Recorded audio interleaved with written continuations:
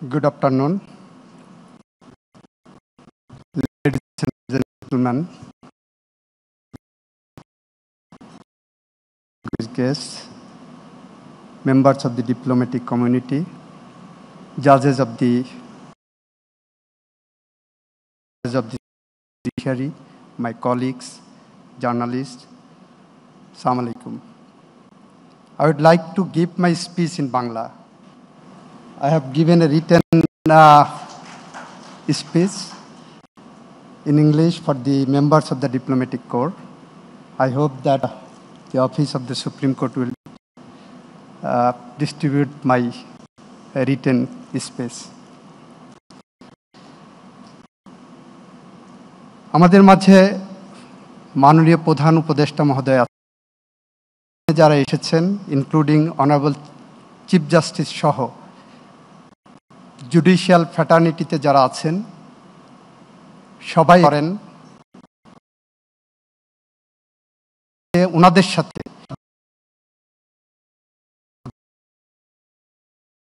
বাংলাদেশের মাননীয় প্রধান বিচারপতি টেকনাফ থেকে তেতুলিয়া, রূপসা থেকে পাথুরিয়া পর্যন্ত ঘুরে বেড়িয়েছেন, তার বিষয়ে একটি আলোর দিক নির্দেশনা আসবে এবং সেই দিক নির্দেশনার জন্য এখানে সবাই অপেক্ষায় আছে। মাননীয় প্রধান উপদেষ্টা, আমরা এমন একটি সময় এসে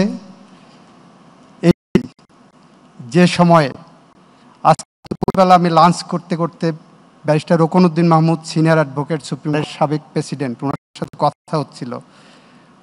উনি বললেন যে দেশে ক্রিমিনালাইজেশন অফ পলিটিক্স থাকবে, সে দেশে independence and efficiency of the judiciary একসাথে হাঁটানো কতটুকু সম্ভব হবে সেটা ভেবে দেখ।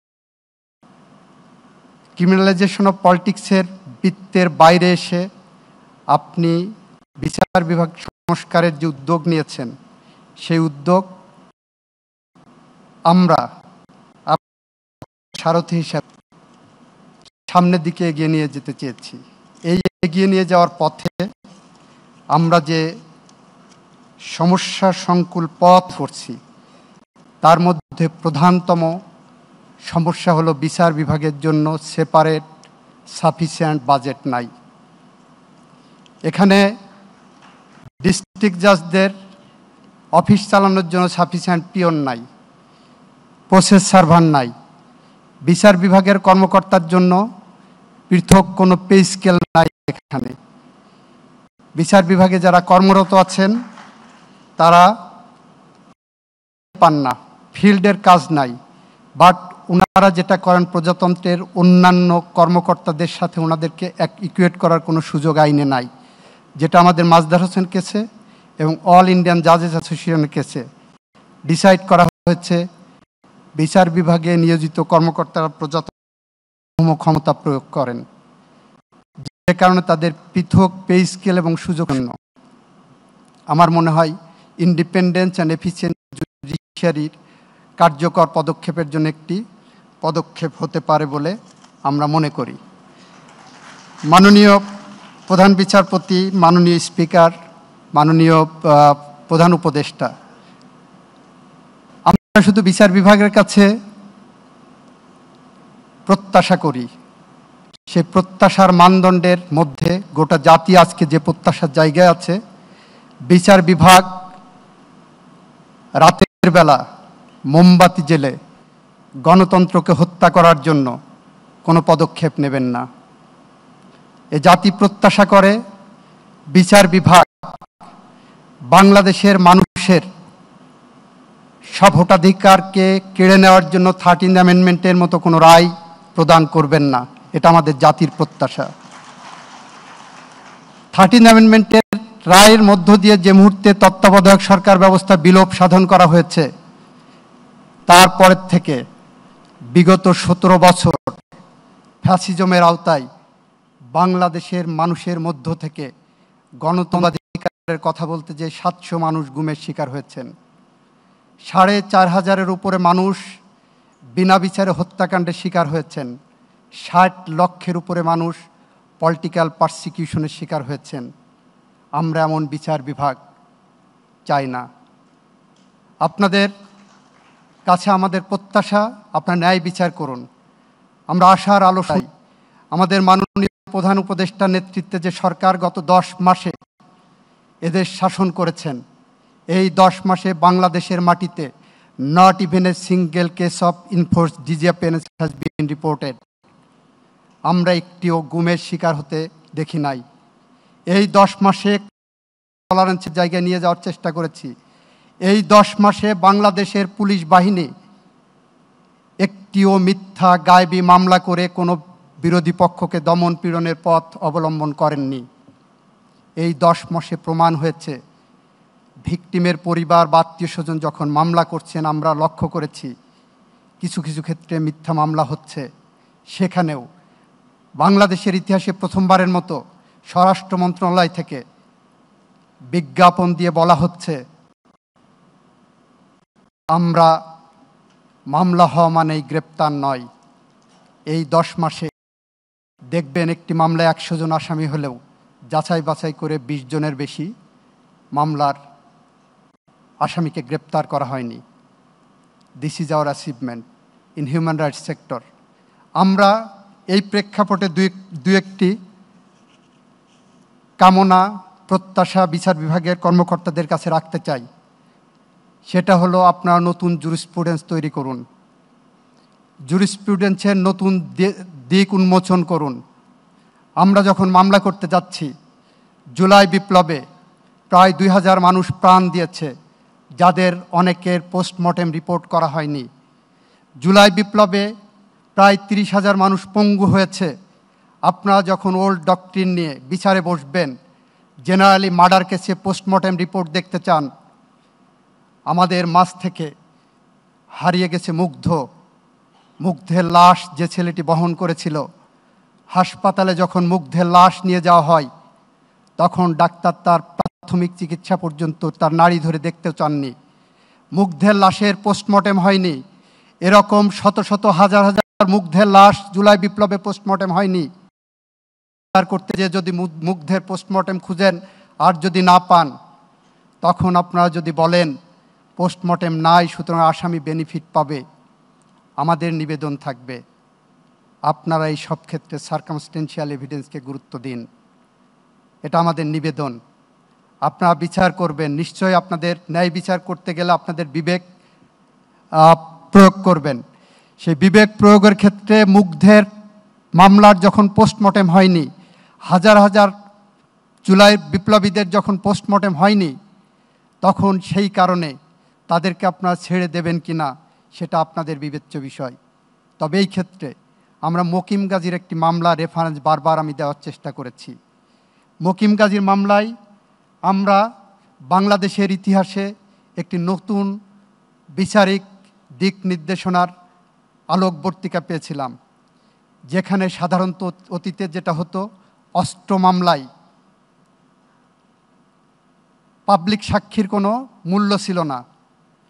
প্রথমবারের মতো মকিম গাজীর মামলায় বাংলাদেশ সুপ্রিম কোর্ট দিক নির্দেশনা দিলেন, অস্ত্র মামলায় কেন পুলিশ সাক্ষীকে বিশ্বাস করা হবে না, সেইটা প্রমাণের দায়িত্ব হলো আসামি পক্ষের।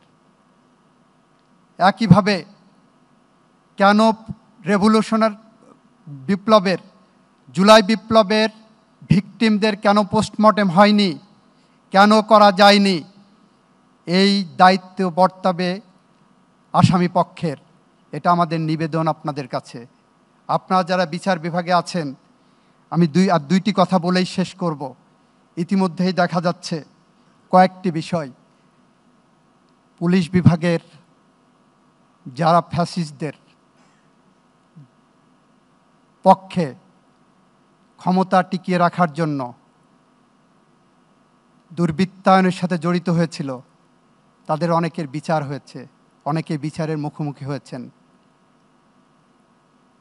প্রশাসনেও একই কাজ হয়েছে। কিন্তু যারা রাতের বেলায় মোমবাতি জ্বেলে বাংলাদেশের গণতন্ত্র হত্যার জন্য, বাংলাদেশের মানুষকে ন্যায় বিচার থেকে বঞ্চিত করার জন্য বাংলাদেশের সমস্ত সাংবিধানিক প্রতিষ্ঠানকে ধ্বংস করেছেন, তাদের কারো কারো ক্ষেত্রে ট্রান্সফার হয়েছে শুধুমাত্র। তারা কেউ এখন পর্যন্ত কোনো ডিসিপ্লিনারি প্রসিডিংয়ের আওতায় এসেছে বলে আমাদের জানা নাই।